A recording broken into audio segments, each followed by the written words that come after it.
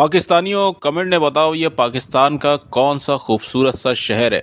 कोई इसका नाम जानता है तो कमेंट में ज़रूर बताएं। और जिनका ये शहर है जो अंदाज़ा लगा चुके होंगे कि ये फुटेजेस उनके शहर की हैं, तो वो लोग भी कमेंट में ज़रूर बताएं कि आपके शहर में क्या क्या ख़ासियत है, क्या क्या अच्छी चीज़ें यहाँ पे मिलती हैं। कुछ हिंट हम आप लोगों को दे देते हैं कि यहाँ पे कौन कौन सी चीज़ें यहाँ की मशहूर हैं। एक तो यहाँ का एक स्पेशल केक है, वो बहुत ज़्यादा फेमस है।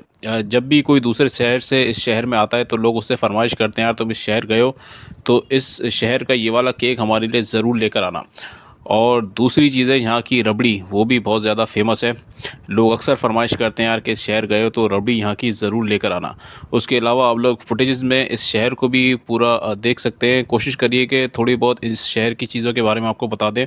और एक चीज़ और वो बहुत ज़्यादा फेमस है कि अब PSL के अंदर इस टीम शहर की भी वो भी आ गई है।